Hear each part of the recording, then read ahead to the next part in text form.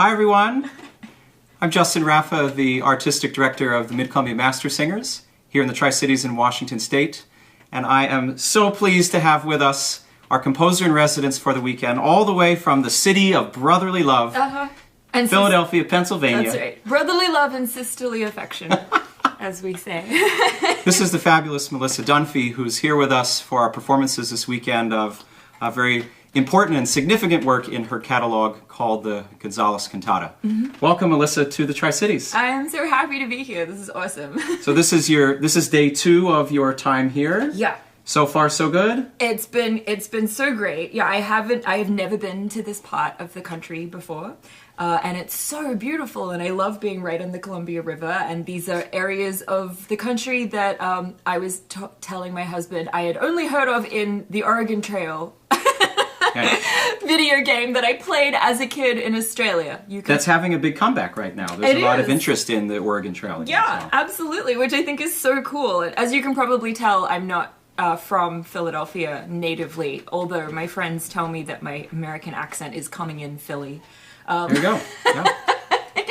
But so I grew up in Australia, so which is kind of I think one of the reasons why the music that I write is so focused on my experiences as a new American. Sure. It's definitely the reason why the Gonzalez Cantata happened. I'm not sure if I would have been as surprised or interested in American politics as I was in my mid-20s when I came to America for the first time from a very different country, Australia, with very different politics.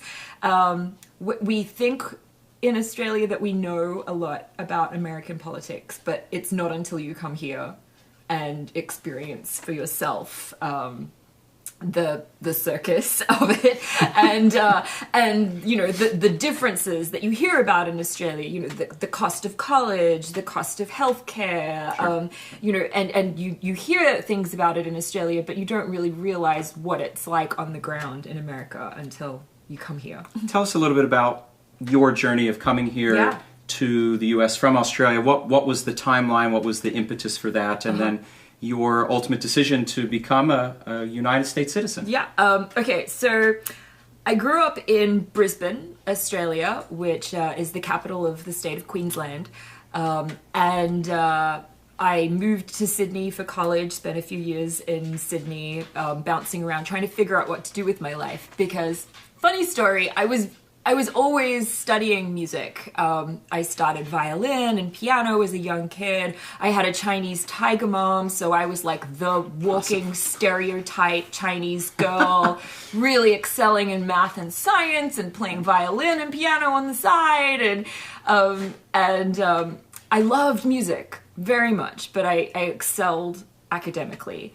So when I finished high school, I didn't really know what I wanted to do. I loved music, but everyone was always telling me, you know, music is a risky gambit. Oh yeah. You shouldn't be a musician. It's a tough life. It kind of is, but it is a tough life. It's a really tough life.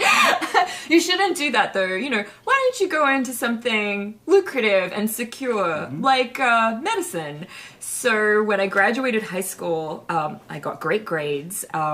I got into a medical school program in Sydney, Australia, and moved down to Sydney. And within 9 months, I knew I was going to make the world's most miserable doctor. I would have killed people with my misery, like with just how much I hated the job. Yep. So I quit, much to the chagrin of my entire family, and spent 6 to 8 years, sort of what I call like wandering the wilderness, trying to figure out what to do with my life. I was a legal secretary for a while, and I worked as a wine consultant, which actually being nice. That's perfect. Yeah. I know. I'm like, welcome to Washington wine country. I am surrounded by amazing wines, and I wish my palate was as good as it was when I was 20, but. But this is so great. If I lived here, I would be in seventh heaven with the wine that's everywhere.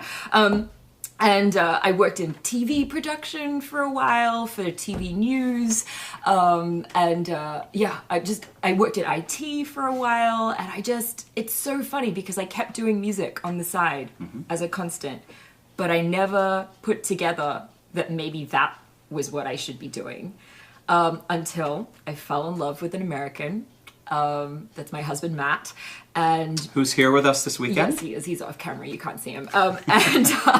He lived in central Pennsylvania, York, Pennsylvania, which I affectionately refer to as Pennsyltucky. Understood. I grew up in South Jersey, outside of Philadelphia, so yeah. So you know from the more rural part of the part of the state that still makes it the Garden State. Ah, right. So. Yes, which is mostly not what people see, because Correct. you stick to the turnpike and you That's just right. smell gasoline the whole way through Jersey and you don't see.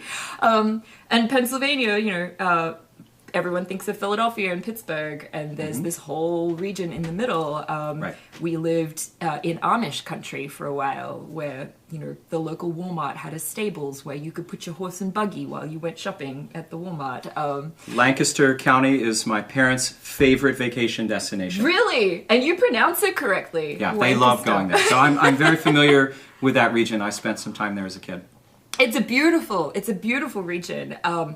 But when I first moved there to be with Matt, I was 23, and we got married because it was the only way for us to be together in the same country. We're like, let's get married. You're so young. Yes, but it's the only way to do this. I love you so much. I'll even marry you if that's what I have to do to make this work.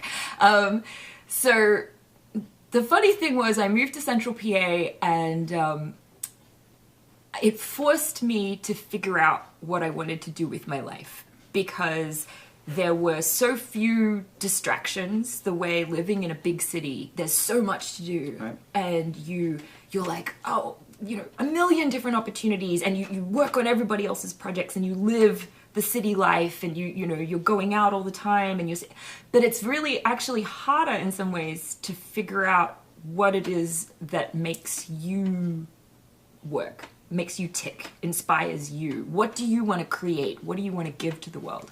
Once upon a time, I wanted to be a lawyer, by the way, which will be a nice seg later into the Gonzalez piece. Yeah, Cause, me too. I was dead set on it. I wanted to be a lawyer. I was going to move on to be a judge. Yeah. And then run for elected office. Like, I had a vision Oh my gosh. of my life. Yes.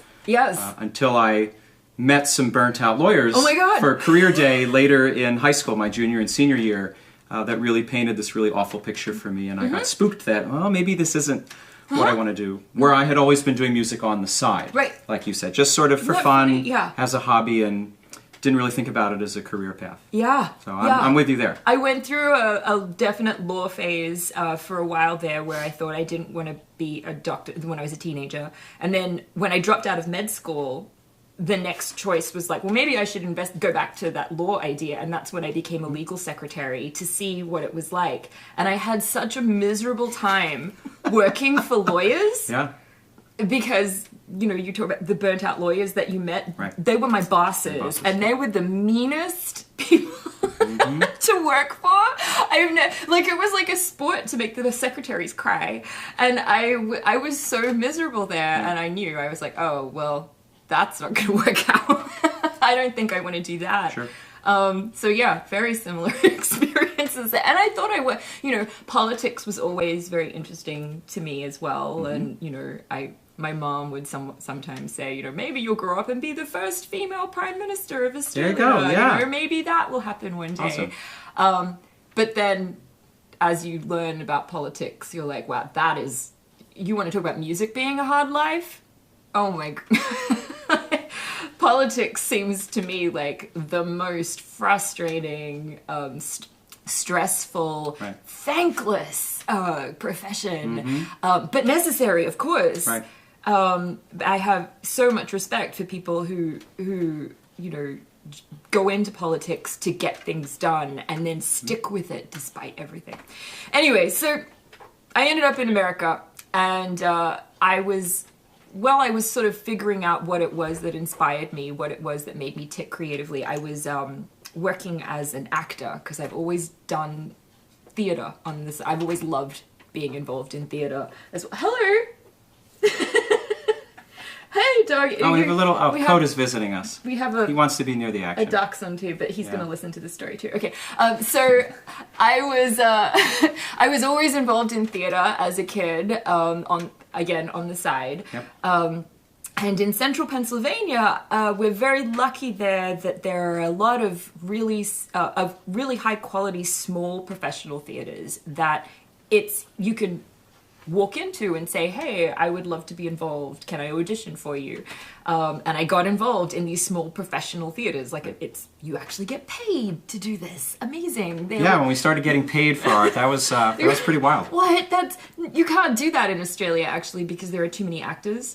Australia is infested with people who think they can be actors, and that's why we've invaded Hollywood with Australian actors, because there's no jobs left in Australia. They all come to America. So I was working for the Harrisburg Shakespeare Festival, and we were doing a production of A Midsummer Night's Dream. And as you know, that show is full of music. Yeah. But the music director was going through a tough time personally, and he dropped out of the show 3 weeks before opening with no music written. And the director came to me and said, Melissa, you're a musician too.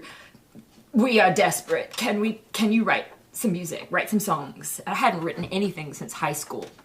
And I was like, well, I'll give it a shot and see what happened. And I would stay up every morning until 2 or 3 in the morning writing music for the show. And it was while doing this. I mean, it was exhausting because I would be rehearsing all day and then writing music all night. But I had this epiphany. My God, this is what I wanted. This is what I want to do. Awesome. So, how old were you at the time? I was 24, which, as you know, in classical music terms, 24 is like you're ancient. You're over the hill. Sure. Like, yeah. Half the young composer competitions you age out of at 25. Yep. So at 24, you're already almost not young anymore, and at 25, you're an old composer. Yeah.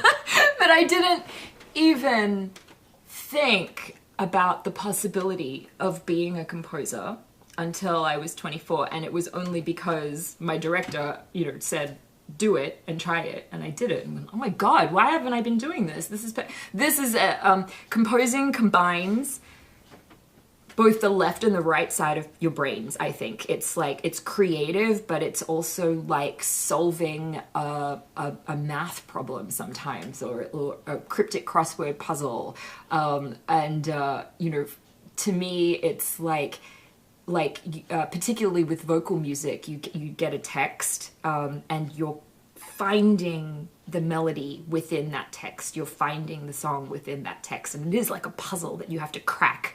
And if you crack it just right, you will make that text even better than it is on the page. Sure.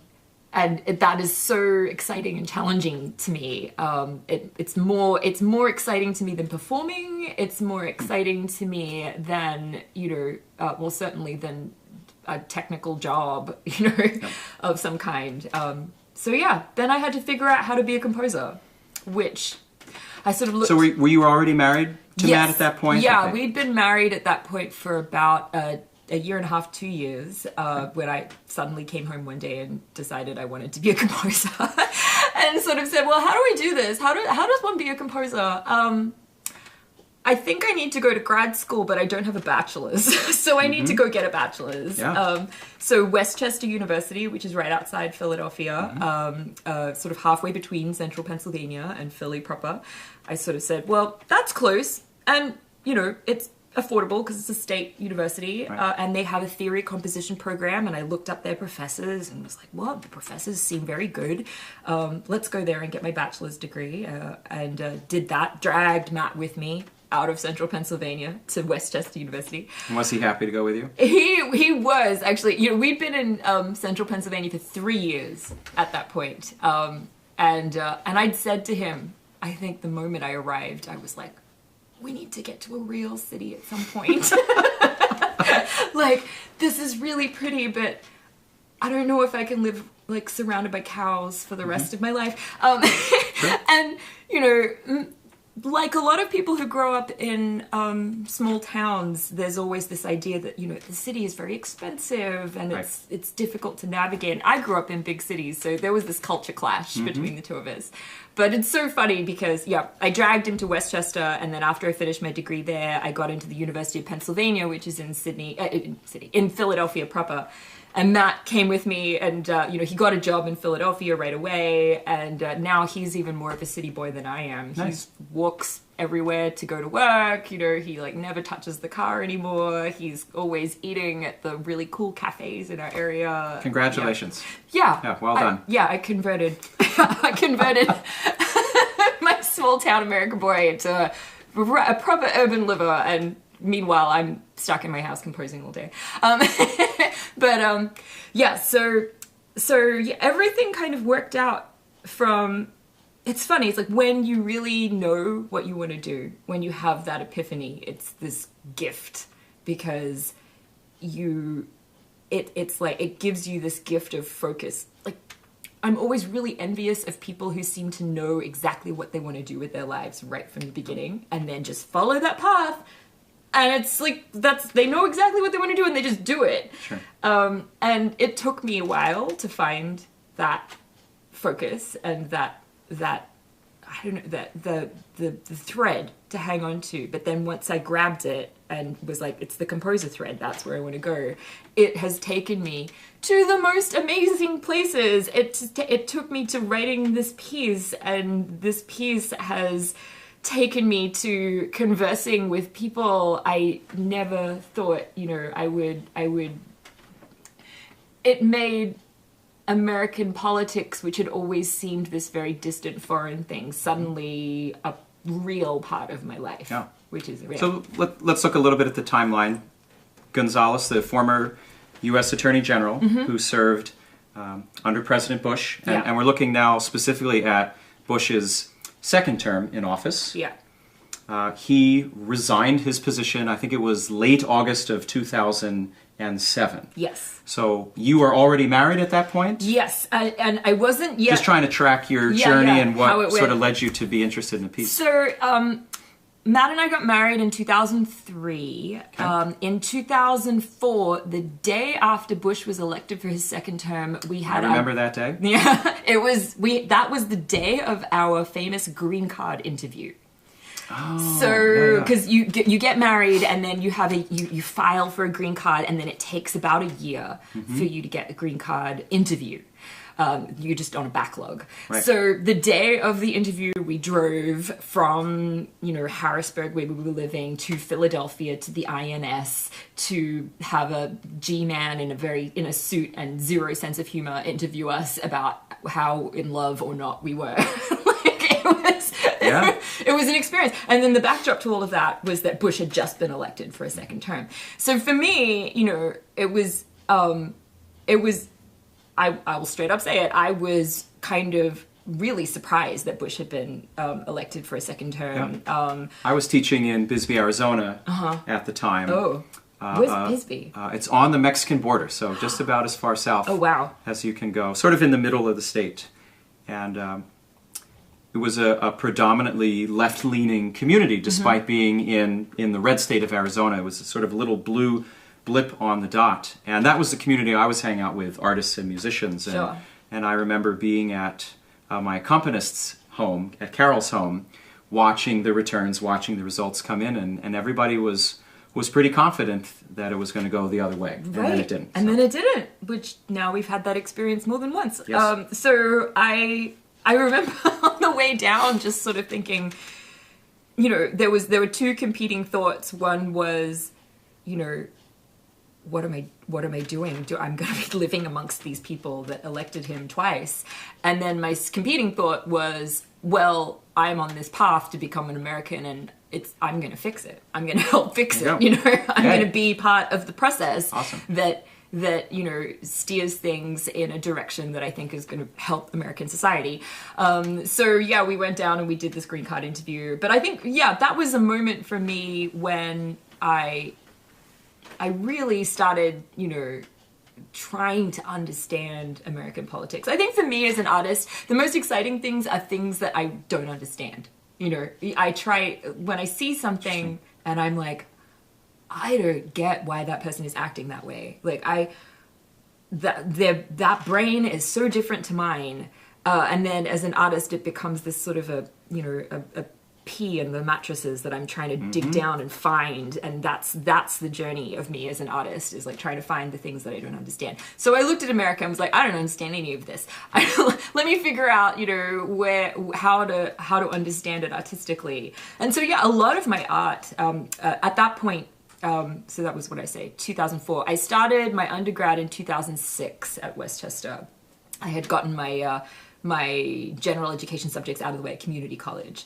Then started at Westchester in 2006, and I immediately started writing political pieces, which I had not written before. So I wrote a piece called Lomame, which is based on the Lomame chant, and that was written right after the Virginia Tech shooting, and was I used news grabs from the Virginia Tech shooting as kind of this tape bed underneath a metrical canon that was based on Lomame. And that Virginia Tech shooting, if I remember correctly, was in April of 2007.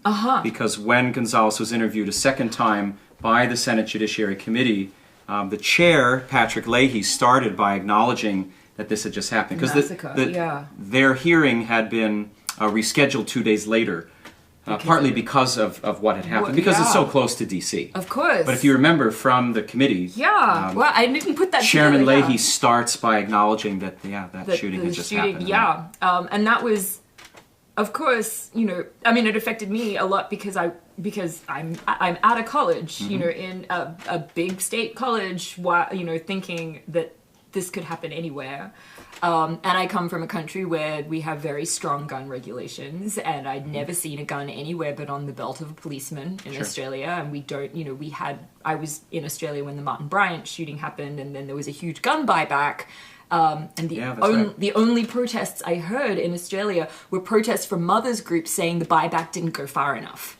Yeah, so it, just very culturally different. And I came to America, and again, it was like a thing I didn't understand. I need to write some artistic response to this thing that I didn't understand. And so that was that piece. So you were doing your undergraduate work when this whole thing with Gonzalez went down. Yeah, so this was all happening, and I listened to NPR. I actually worked for an NPR station in Harrisburg for about a year, and loved listening to NPR, had it on in the car all the time.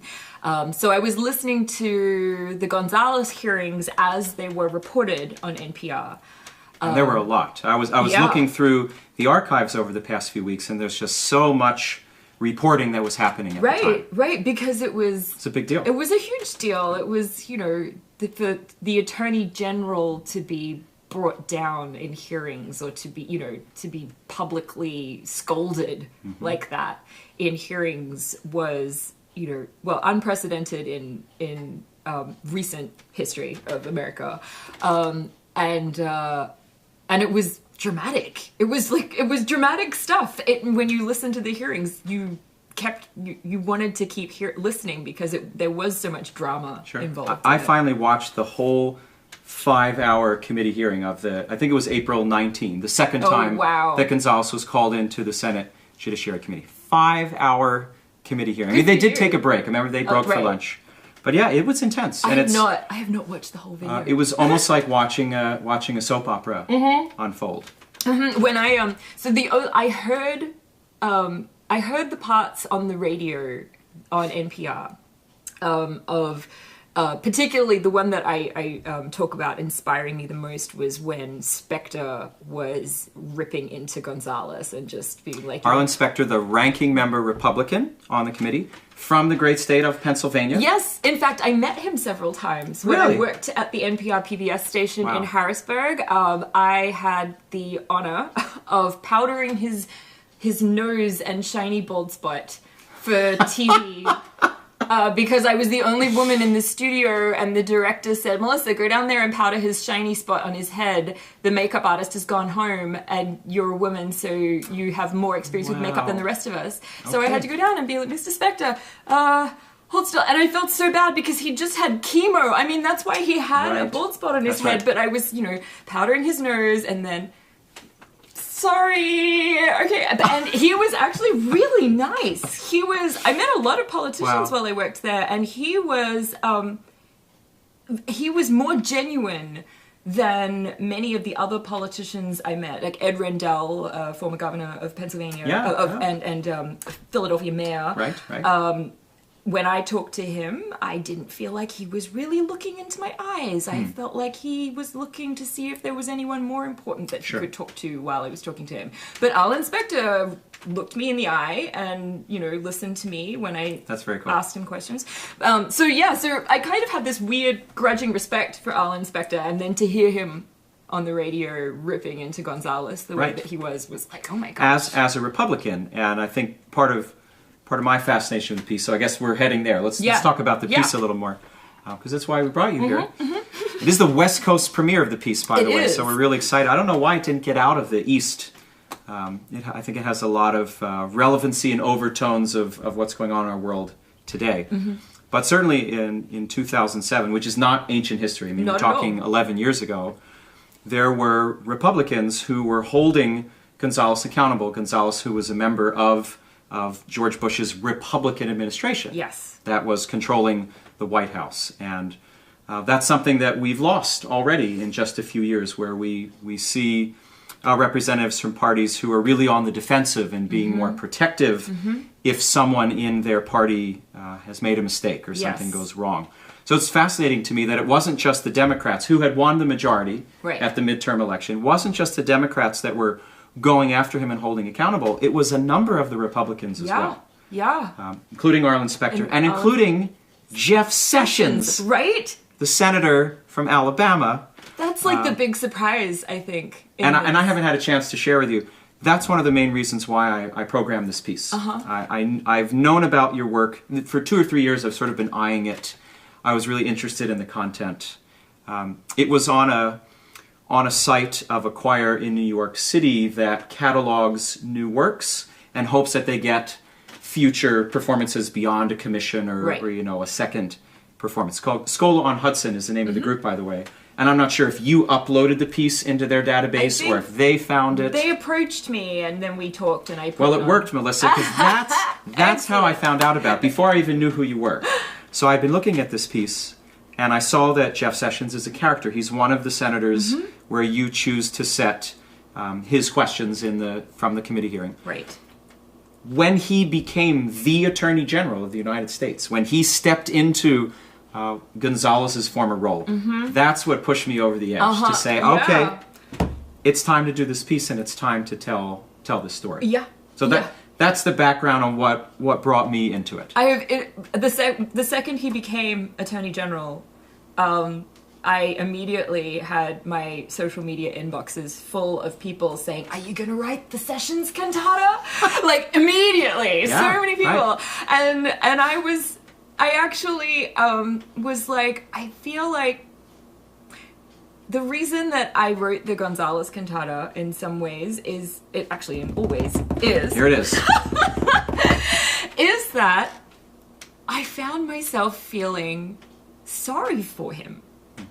And that was a really interesting feeling to me because on paper, I disagreed with so much of what Alberto Gonzalez did. I think that he acted unethically. I think that he acted illegally. I think that, he made decisions that compromised America and compromised his own morals and tarnished his own legacy, which is an incredible legacy. First Latino Attorney General. Absolutely, which is a huge honor and wonderful thing that he's able to represent his community in that way. Right, and yet now it's all been tarnished by what happened once he took over the Justice Department. And so having this rage that he would do this, but then listening to the hearings and feeling really deeply sorry for him at some level, like that was again, talking about, these are the things that I don't understand. It's like, I don't understand how I can hold those two emotions together. Yeah. And so when I because you're a human being, because right, you're compassionate, right? But it's so to me, it's like art is finding the humanity in other people, and then by doing that, you're actually finding the humanity in yourself, and you're trying to unpack how people tick and how you tick and how you engage with that. And so for me, it was like, I felt sorry for him, and I shouldn't be feeling sorry for him because I think he's kind of a war criminal. But I feel sorry for him. What is that? And at the time when Sessions recently became Attorney General, I was like, am I ever going to feel that kind of pathos for Jeff Sessions? Right. I don't know that I am. I mean, I talked about this at the time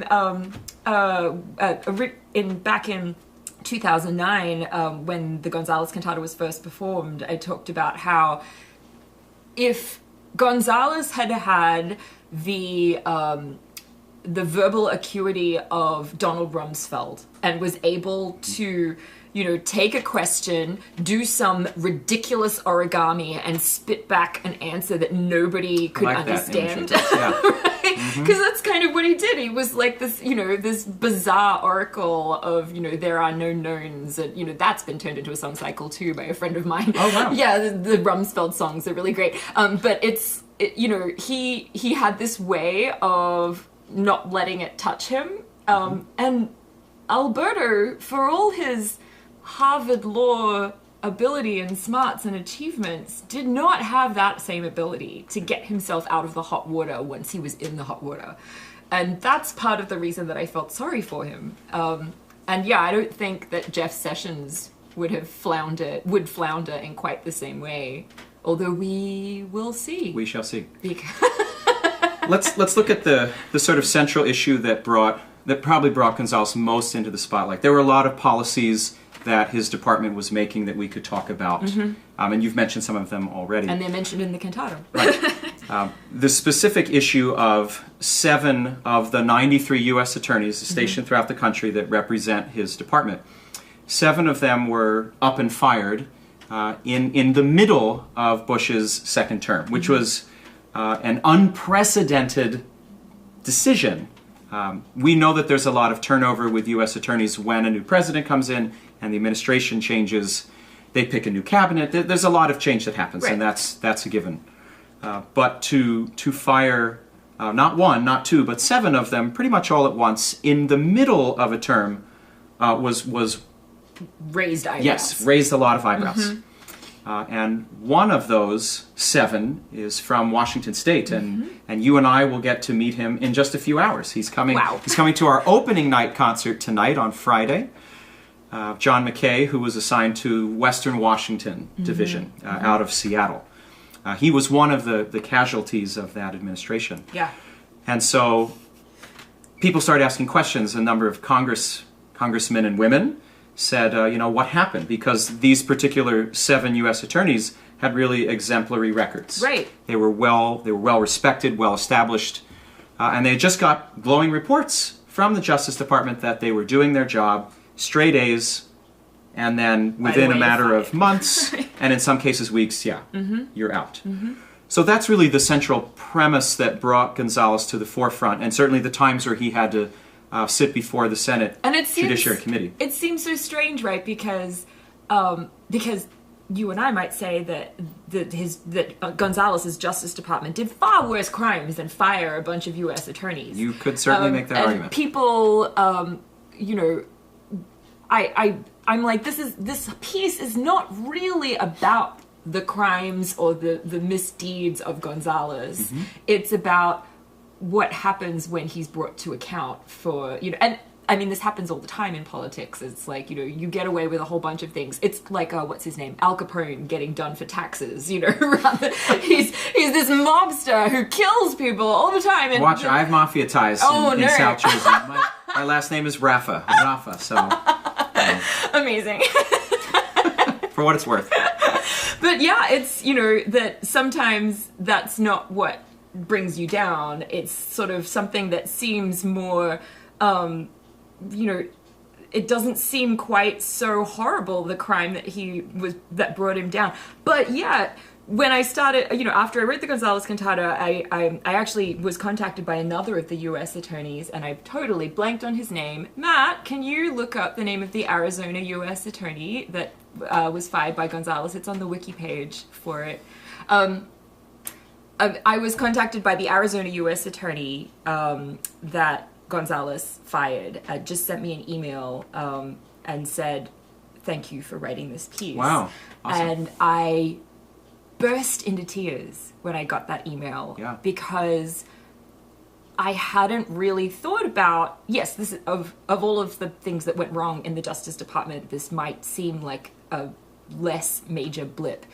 But, and some of his supporters were trying to make that case, right. And look at all the good work that he's done, and we're going to hang him over this one silly little incident. Right, this firing. But at the same time, I'm like, these were people's lives as well that were affected by this. These were people's lives and careers that were tanked momentarily in most cases, but still for reasons that are prohibited by the code, So it was really interesting because this whole process has been one of writing a piece of theater about political theater, and then suddenly discovering that beneath the theater there are a lot of real people that are affected, and John McKay is one of these people. Right. And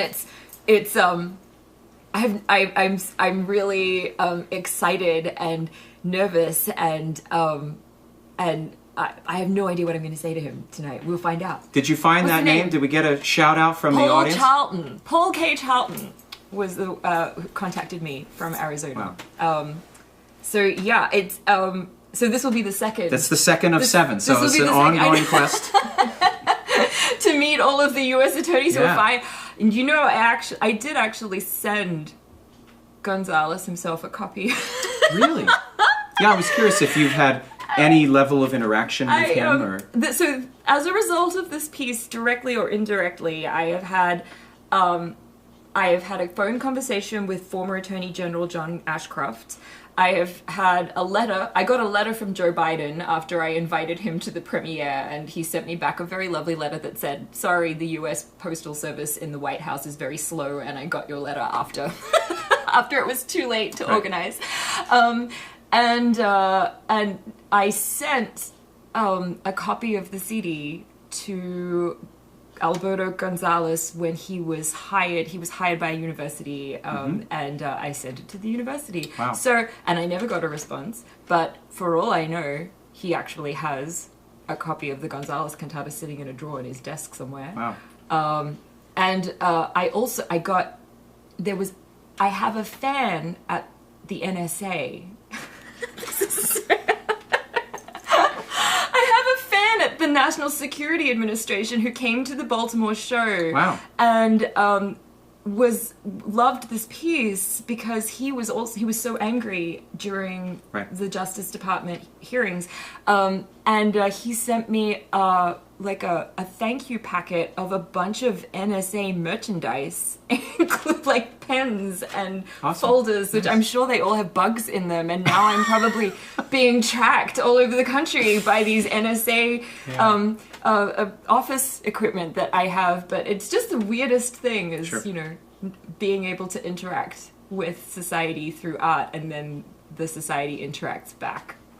What was your timeline for writing the piece? You said it was almost like the day of his resignation that you started coming up with a concept. Okay, what day was his resignation? The resignation was in... I think it was August 27, 2007. When his 90-ish second resignation speech was given. So I started writing it before that. Because I was assembling the text before that resignation came in. Right, because the committee hearing had happened 4 months before in April. Right. So the moment that I heard, whatever day it was that Spectre was, were you prepared for your press conferences? Were you prepared? The day I heard that on the radio, I was having a driveway moment in my car outside my house, and I said, this is a cantata. I mean, it was literally that. I listened to it and was like, wow, the Senate Judiciary Committee is the chorus, and people step forward and they have a duet with Gonzalez, and then Gonzalez sings some solo arias, and then we go back into choruses. The whole thing is just a perfect cantata, and the stage looks like a cantata. You know, they're all sort of set up this way with their microphones and up on a dais, and I've always been I love Baroque music. It's one of my, you know, first. I grew up playing stringed instruments in Handel and Vivaldi and Purcell. I sang the part of the sorceress in Dido and Aeneas when I was 16 in my school. At my school, we did a production of it. So I've always been very close to that music. Sure. And the mannerism of Baroque music, because it's very sort of mannered style, and it's sort of very artificial. Compared to sort of, you know, 20th, 21st century realism in art. Right. Baroque music has a lot of mannerism going on. But so does politics, like this conceit of a dais with all of these senators sitting up, and then Alberto and everyone takes turns, and they get into these little scraps, and then they call time, and you know, and we take a break to go to the bathroom, and like this is also very mannered. So I put the two things together.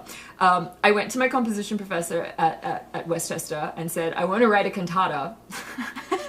I was in undergrad, but I was also, as I mentioned, an ancient undergrad person. Sure. You know, I was 27, 26, 27, and I had a chip on my shoulder about that and said, well, if I'm going to be doing my undergrad degree, I have to do a really ridiculously amazing undergrad achievement to make up for the fact that I'm so over the hill at 26. So this was really on your mind. I mean, you've mentioned this several times. So there was some anxiety you were experiencing about being a non-traditional undergraduate student. Absolutely, because classical music is so obsessed with youth, you know, and so, you know, child prodigy or bust kind of culture within classical music. The Curtis Institute of Music, which is one of the top conservatories in the country and is in Philadelphia, at the time, their composition certificate had an age cutoff of 27. So by the time I finished my undergrad degree at 28, I was too old to go to Curtis as a composer. They've since changed that rule, but this is what I know. But it's like culturally, this stuff makes a difference. You know, you're like, oh my God, I have to make up for lost time. So I sort of said, I went to my composition professor and said, I want to write a cantata about Alberto Gonzalez. And I remember my composition professor was like, who? Because so many musicians have the privilege of sort of burying themselves in their art. And I was thinking back when in 2007 I was doing my master's degree, and I was just entrenched. I was at University of Arizona in Tucson, but I was just entrenched in the School of Music, 18 hours a day or something ridiculous, and not paying attention to the world, not paying attention to politics. When all this went down, I mean, not really listening to NPR, and I mean, and I would argue I'm sort of embarrassed that I missed part of that when it was happening. I'm sure. I mean, most of America is like that. You know, I would argue that if you crunch the statistics, most of America isn't paying that much attention to who is the Attorney General at this moment in time, what is happening on the, you know.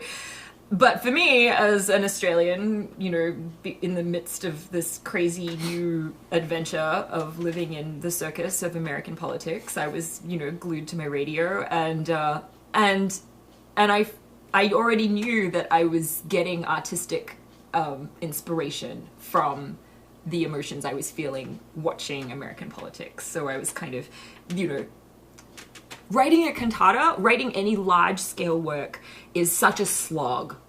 You have to, you know, keep that level of motivation going through months, if not years, of coming back to it and writing. And if you don't have that spark of whatever it is, anger or you know, confusion or desire to get it right, you know, whatever it is, if you don't have that to keep it going, you will abandon your work halfway through. There's, you know, it's a long slog. I was livid and I was curious and I was confused by this, and I could tell that this was a spark that was going to sustain me throughout the completion of this piece. So you worked on it for about 2 years after that? Yeah, I worked on it. I remember I finished it, and I think this note is actually in the score. I finished it the day of Obama's inauguration. I was hoping to finish So, it. yeah, January 2009. Yeah. I was hoping to finish it before the 2008 election, but 2008 was like a super busy year for me, and I got my citizenship that year, so I was Yay. able to vote in the election that year, but there was so much going on, and I was doing theatre. I didn't get it finished before the election, but I was graduating in 2009, and I said to myself, well, I'm going to finish it before I graduate from Westchester, and I put the double bar line down, and sort of signed it and was done with it. Yeah. The day of Obama's inauguration, which was also a super emotional day, of very different emotions. I had it performed at Westchester University as part of my senior recital, my senior undergraduate recital. And I'm so grateful to Westchester University because I had so many of my fellow student colleagues there who got excited about the piece with me, who were really, you know, some of them knew about Gonzalez, some of them didn't, but learned about Gonzalez as a result of this piece. And I would just tap them and say, would you like to sing in my piece? You have a great voice. You know, would you like to play in my piece? Can you conduct my piece? And they were all super excited to do it. And that's actually the main reason to go to school.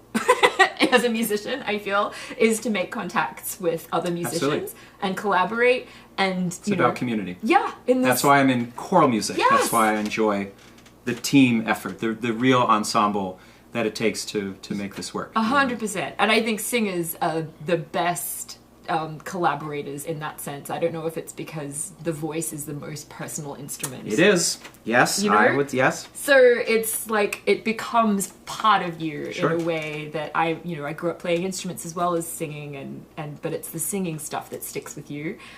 So yeah, all of these women for the most part, because I changed all of the roles to be for all of the male roles to be sung by female singers, sopranos and altos and mezzos. Which is a really bold choice. I mean, it's a really brilliant artistic choice that I love and that I've attempted to highlight even further in our performances this weekend.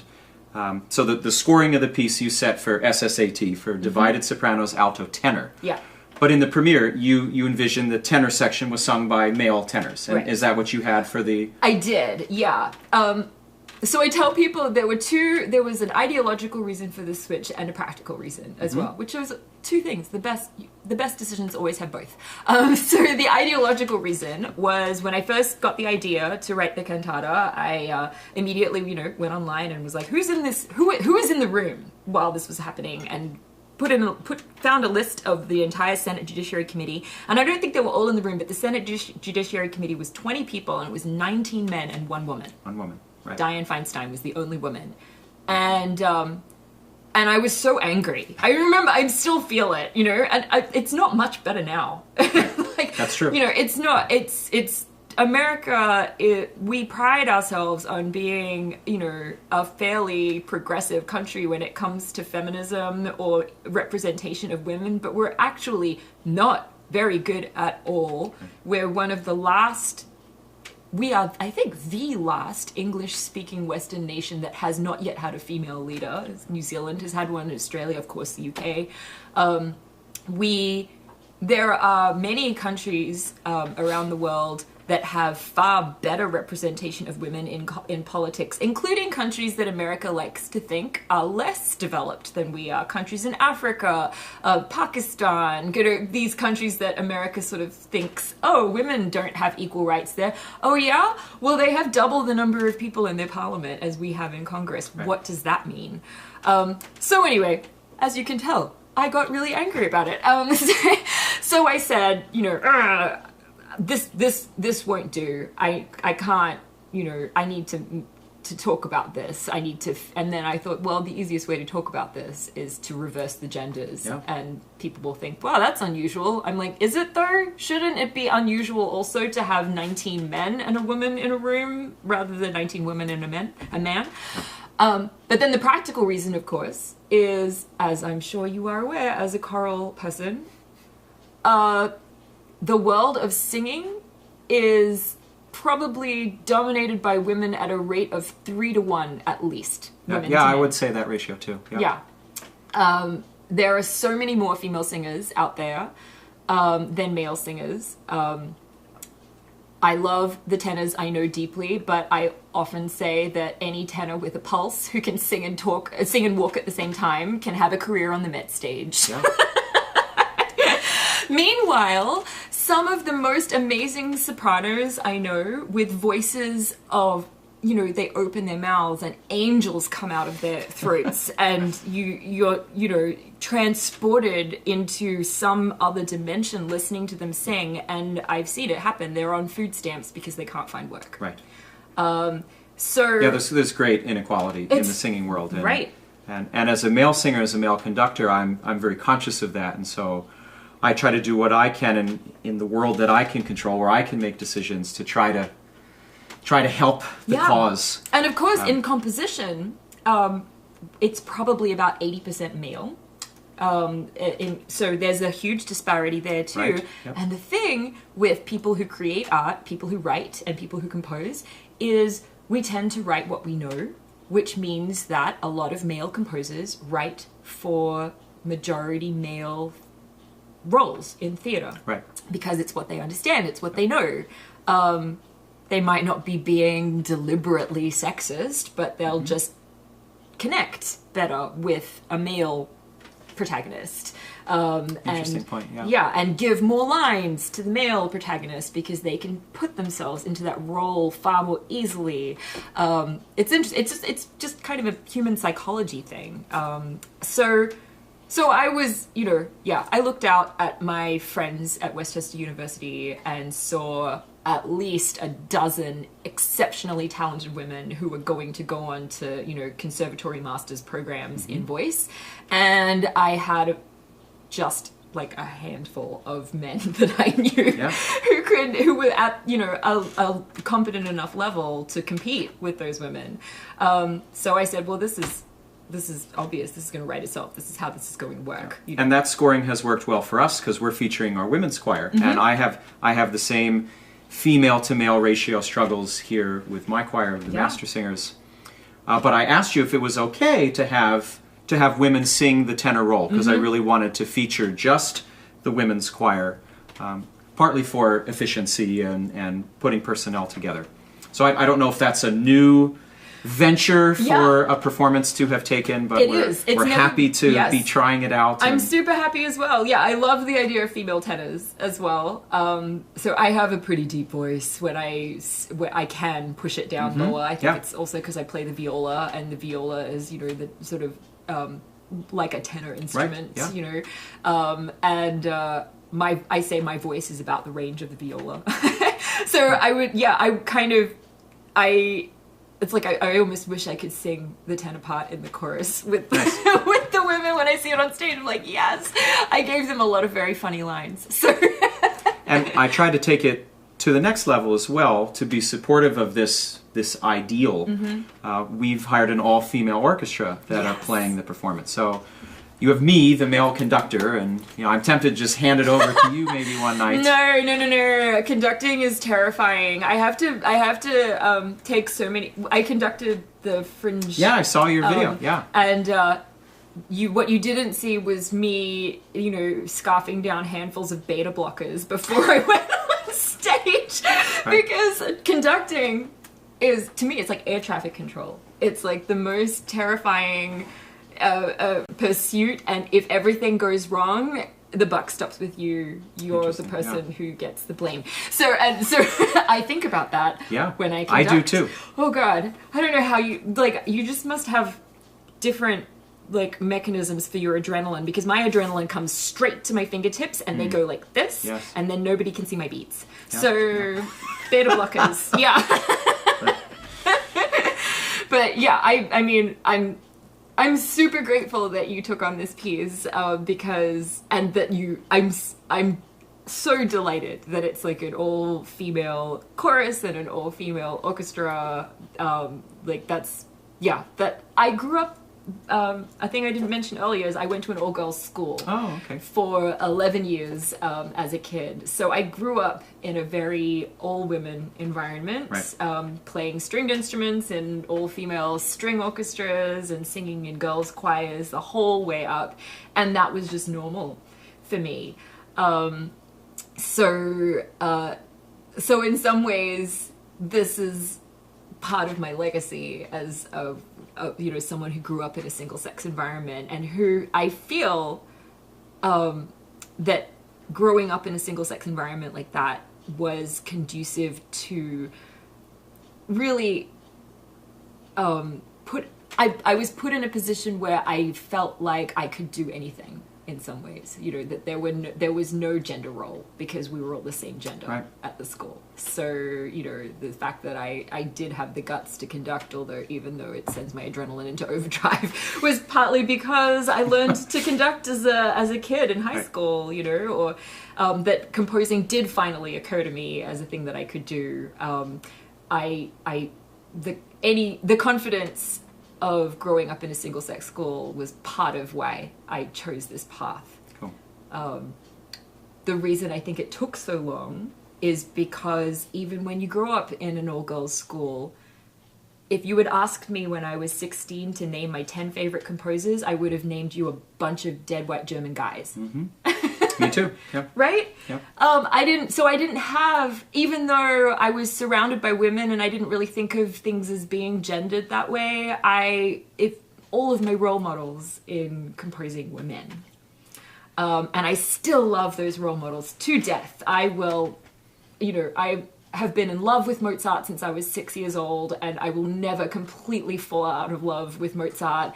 Bach is, my Patronus, and I'm totally, if I could have Bach's life in some ways and just scribble down stuff that gets sung every Sunday, and right. Yeah, it's what a life. I'm like, that's perfect, and sit there and improvise at the organ, perfect. But right now, I feel like I am hoping that by being a woman composer and a visible woman composer, that I can inspire the next generation to think about composers as not just a bunch of dead white German guys. Yes. But also half Chinese, half Greek, Australian Americans with crazy hair and facial piercings who wander around the country seeing my works performed by amazing choirs. You are living the American dream. Yes! I have lived the American dream. As did Gonzalez in his own way.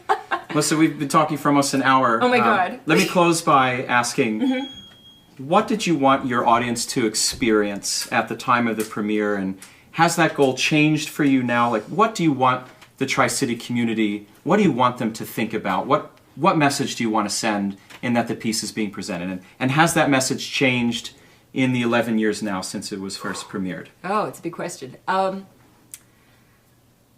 At the time when I first premiered it in Philadelphia, the piece it's absurd on its outset, and so there are parts of it that are very funny, and when you just do the elevator pitch, it's a very funny elevator pitch. It reads like just sort of a comedy, like a piece of P.D.Q. Bach, who I also was a big fan of as a teenager, is clearly, running strong in the influences. I sent him a copy of it, and he liked it as well. Nice.